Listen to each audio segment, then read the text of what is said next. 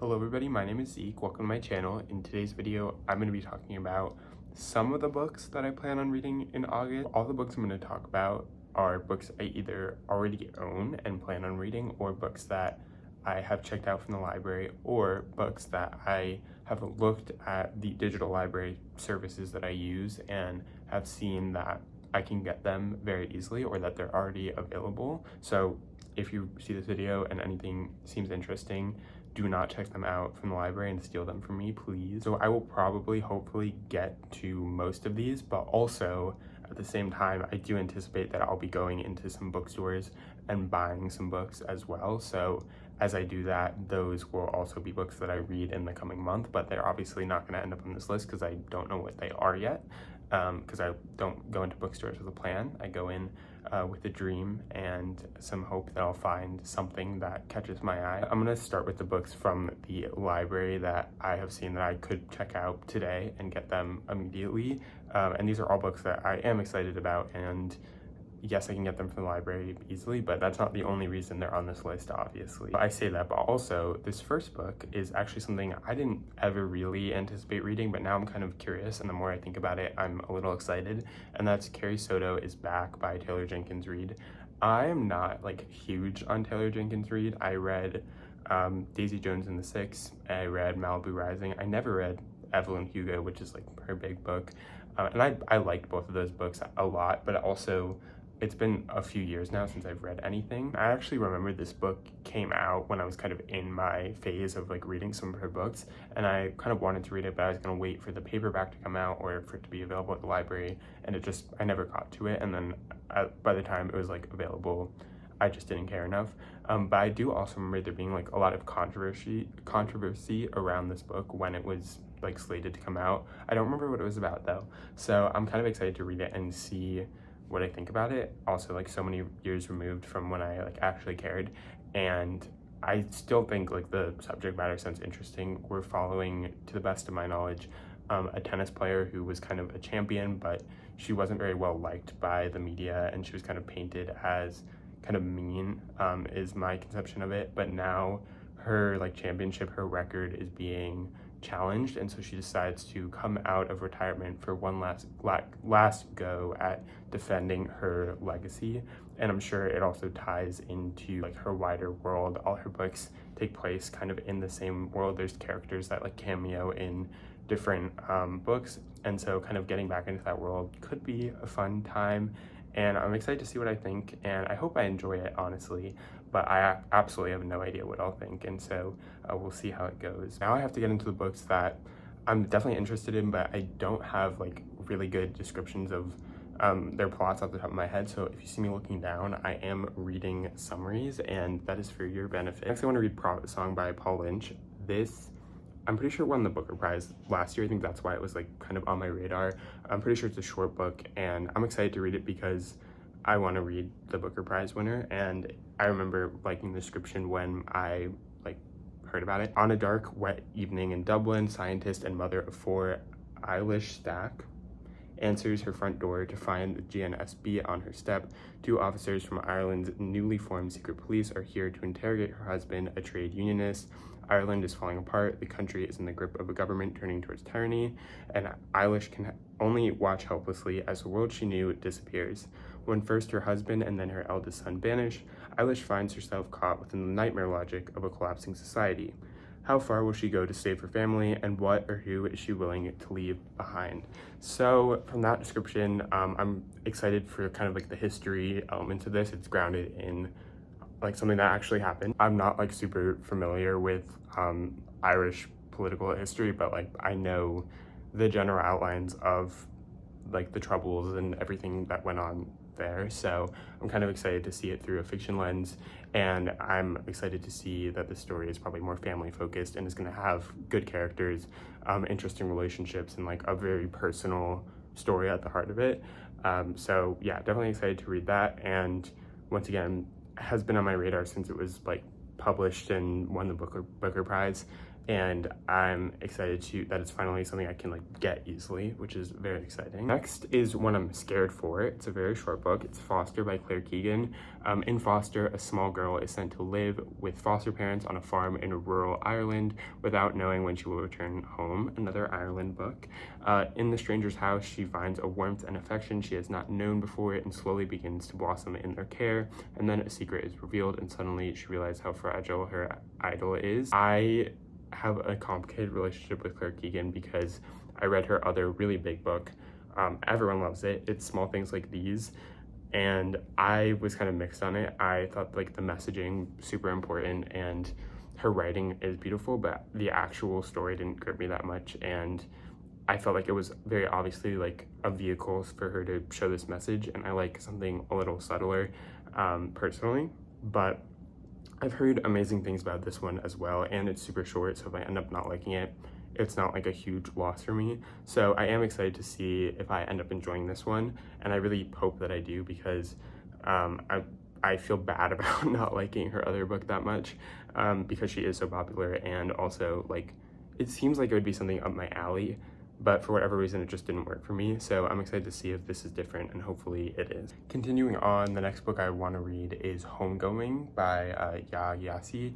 I actually read another one of her books, her more recent book, Transcending Kingdom. It's right behind me right there. I think at the beginning of this year actually, and that book personally did not stick with me that much. I remember liking it at the time, but now that I think back to it, I remember like the general outline of the story, but I don't think it left like as much of an impact on me as I thought it would at the time. But I really want to read her other book because I did enjoy that book, and I think Homegoing is more well-known, and also I think it was even on my radar before Transcending Kingdom was, so I still really want to read that. In Homegoing, two half-sisters, Afia and Isi, are born into different villages in 18th century Ghana. Afia is married off to an Englishman and lives in comfort in the palatial rooms of Cape Coast Castle. Unbeknownst to Afia, her sister Isi is imprisoned beneath her in the castle's dungeons, sold with thousands of others into the Gold Coast booming slave trade, and shipped off to America, where her children and grandchildren will be raised in slavery. One thread of Homegoing follows Afia's descendant through centuries of warfare in Ghana, as the Fante and Asante nations wrestle with the slave trade and British colonization. The other thread follows Isi and her children into America, from the plantations of the South to the Civil War and the Great Migration, from the coal mines of Pratt City, Alabama, to the jazz clubs and dope houses of 20th century Harlem, right up through the present day. Homegoing makes history visceral and captures with singular and stunning immediacy how the memory of captivity came to be inscribed in the soul of a nation. So obviously this book is not light reading. It's going to be very depressing. It's going to be covering an important topic, and I'm sure that it will cover it well from all the praise I've seen for this book. My one concern going in is I know that this like shifts timelines a lot and we follow a lot of different characters. I hope that I'm still able to, I hope the characters are still well fleshed out, even if we're not spending a lot of time with them. And that is like something I guess I'll have to see if I end up liking how the timelines switch, and how if it's like very frequent, that might end up being an issue for me. But I'm still excited to read this. And as I said, it's been on my radar for a while, so I'm glad I can finally like get it pretty easily. Next is one that came out very recently, and I actually put in a video I made back last fall as like an anticipated book that I wanted to read that was coming out soon, and then I never got to it, but I can finally get to it because now it's easy to acquire from the library, and that's Land of Milk and Honey by C. Pam Zhang. In this book, a smog has spread. Food crops are rapidly disappearing. A chef escapes her dying career in a dreary city to take a job at a decadent mountaintop colony, seemingly free of the world's troubles. Seemingly, I bet it's not actually free of the world's troubles.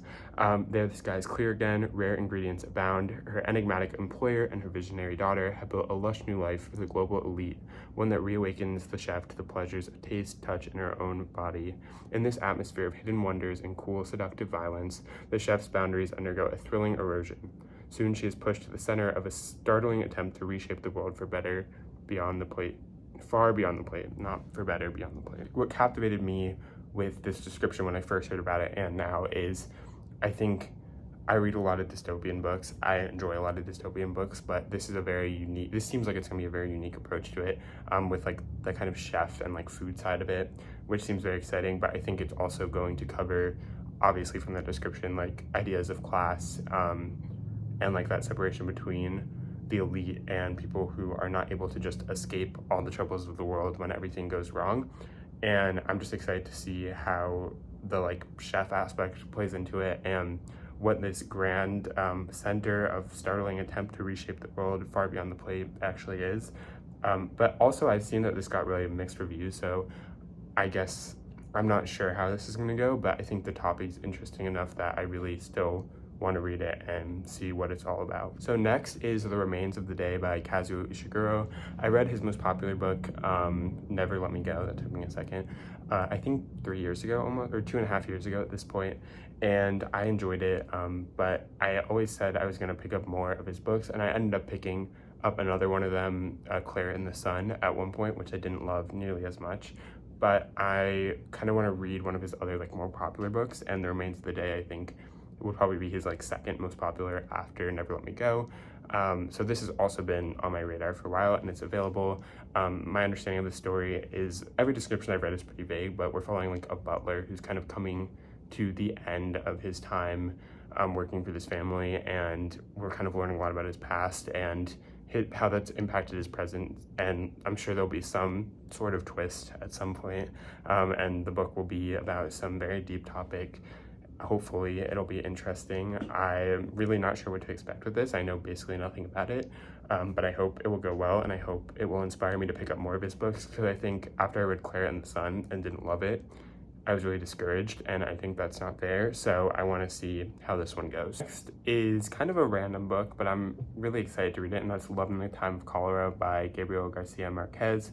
Kind of a classic that has been on my radar once again for a while, that I don't know a ton about, but I just think I've heard really good things about his writing, and I just am excited to read something that is going to probably take a little more thought. This book seems like very literary, and I'm kind of looking for that at some point, and I definitely think I will be looking for that as the month goes on. So the description on Goodreads says that in their youth, Florentino Arisa and Fermina Daza fell passionately in love. When Fermina eventually chooses to marry a wealthy, well-born doctor, Florentino is heartbroken, but he is a romantic.